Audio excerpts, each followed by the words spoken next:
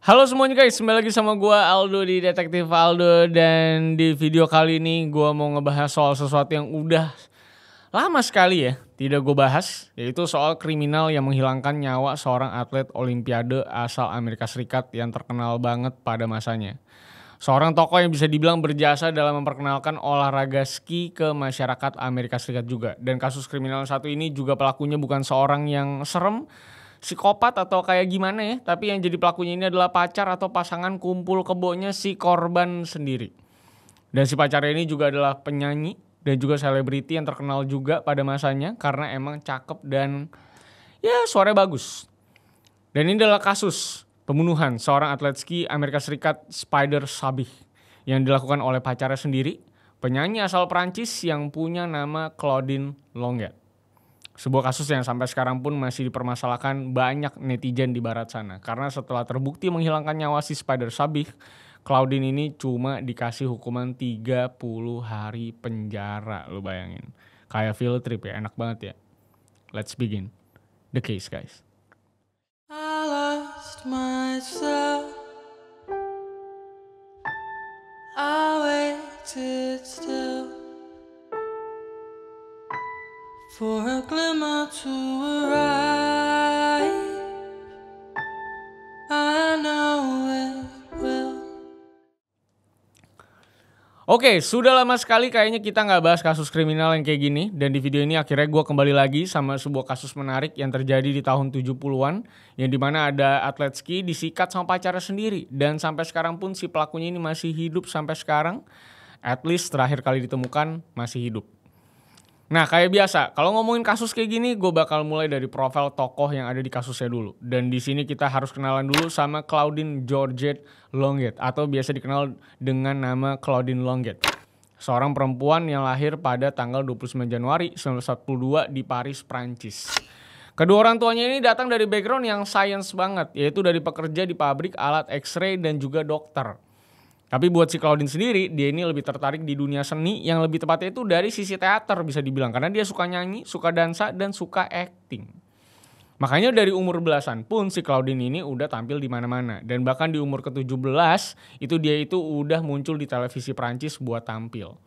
Dan dari muncul-muncul di televisi, si Claudine ini dilirik sama Lou Walters, seorang pemilik nightclub di Amerika Serikat.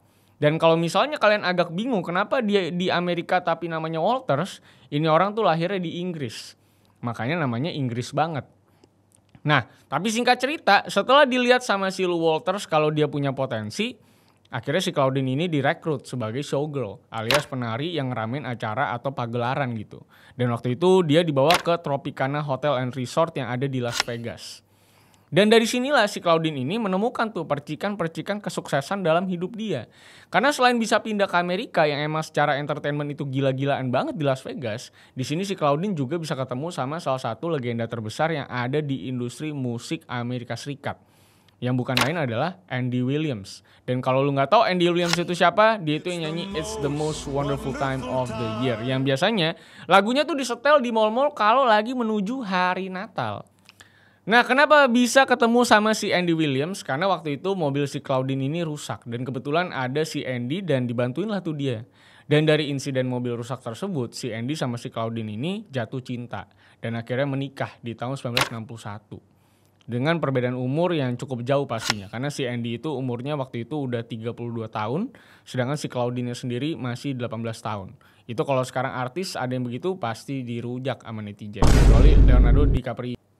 Nah tapi lanjut lagi ya, setelah mereka berdua menikah, pernikahan mereka itu dapat 3 orang anak. Dan si Longet ini juga jadi solo artis di tahun 60-an. Dan bisa tampil juga di award winning talk show-nya suaminya sendiri, yang waktu itu namanya The Andy Williams Show.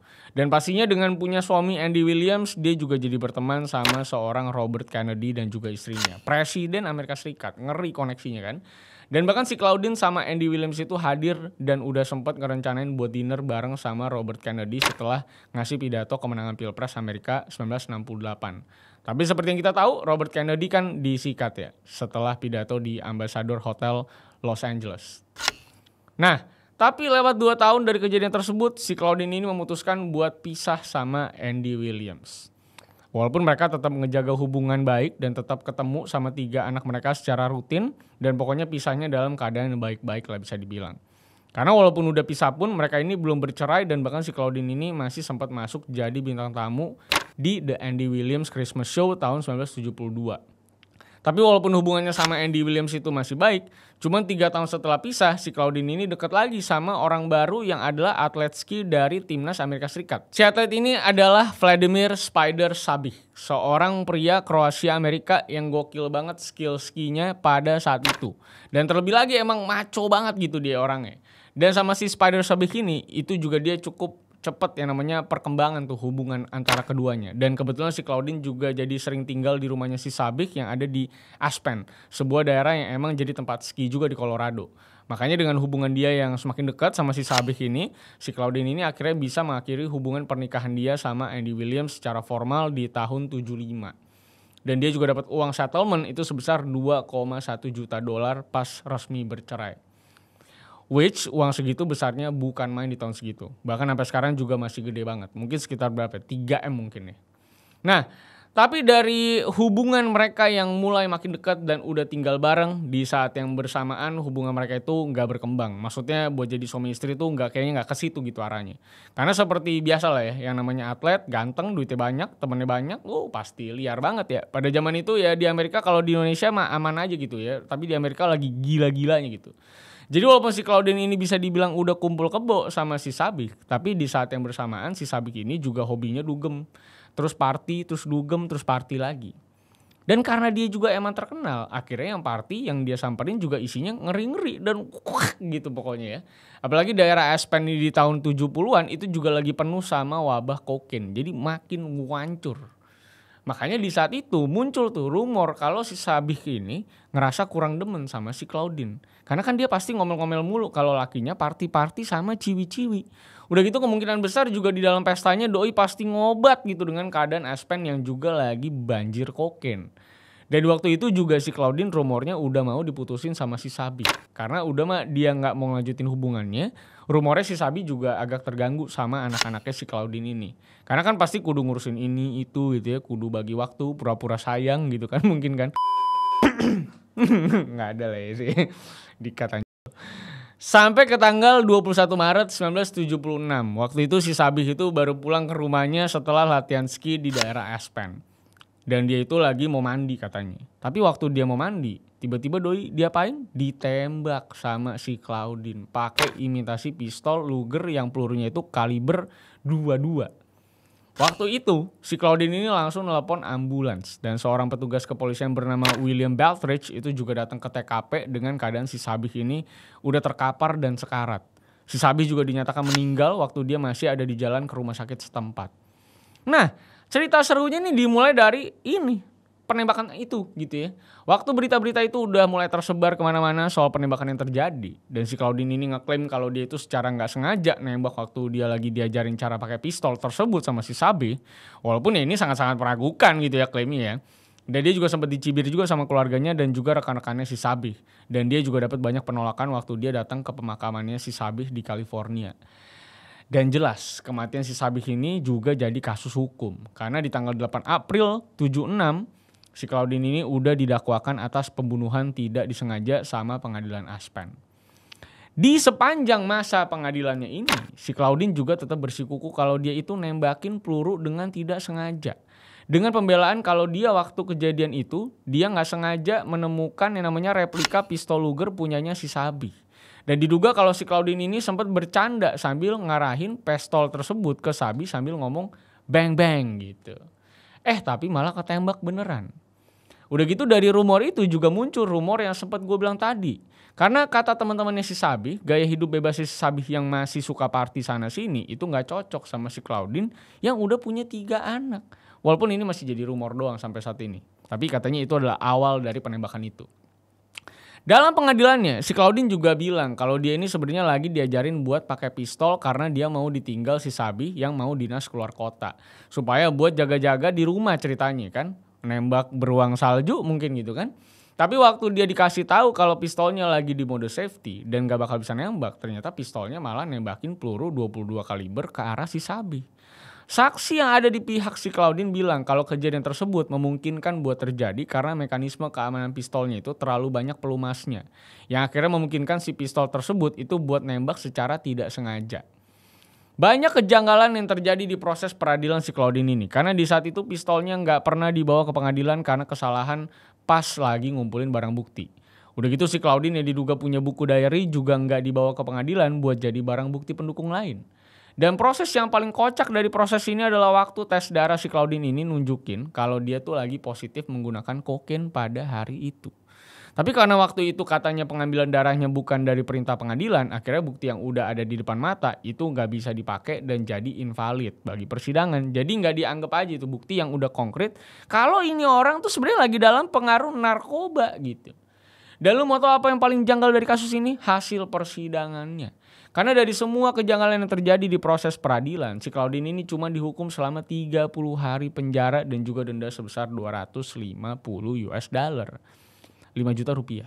Dan ini semua terjadi berkat Ron Austin, pengacaranya yang kerja keras banget buat memenangkan dan juga yang namanya mengalahkan lawannya nih ya dari si penuntut gitu. Kenapa gue bisa bilang kerja keras juga nih si pengacara? Karena bahkan setelah dia bisa meringankan hukuman ini, lu mau tahu si Ron Austin ini ngapain? Dia ninggalin bininya sama 2 anaknya dan dia malah nikah sama si Claudine coy. Sebuah kisah cinta yang tidak masuk akal. Kalau gue jadi Ron Austin ini gue juga takut ditembak gitu. Dan dari situ juga masih banyak yang gak masuk akal lagi. Dimana waktu si Claudine mau masuk ke penjara di Pitkin County di tanggal 18 April 77, dia itu boleh ngecat sel penjaranya dulu atas alasan katanya sel penjaranya itu tidak menginspirasi gitu. Dan dari situ juga mulai banyak rumor kalau katanya dia itu makanannya beli dari luar penjara dan dianterin ke sel. Walaupun isunya juga udah dibantah sama salah satu polisi yang ditanya wartawan pada saat itu gitu ya. Ya siapa juga yang mengaku gitu kan. Yang terakhir terdengar dari kasus ini juga adalah masalah keluarga si Sabih yang meminta ganti rugi imaterial yang kabar itu diselesaikan tanpa masuk ke pengadilan dengan nominal 1,2 juta US dollar dan juga 780.000 dolar pada bulan September tahun 1979. Jadi sebenarnya kasus ini tuh kenapa dan apa? Apakah memang Claudine ini duitnya sangat banyak sekali sampai akhirnya bisa damai dengan keluarga lawannya atau keluarga korbannya dengan cara bikin settlement 1,2 juta US dollar atau mungkin sekitar berapa itu ya? Sekitar 30 miliar ya. Iya sekitar 30 miliaran coy. Ada 780.000 berarti sekitar 3M ya. Berarti duitnya cukup banyak ya. Itu mungkin keluarganya mungkin bisa pensiun gitu ya. Tapi itu dia adalah kisah cinta ya. Yang kalau nggak cocok dipaksa-paksain akhirnya ketemu handgun ditembak ya maksud gue ya.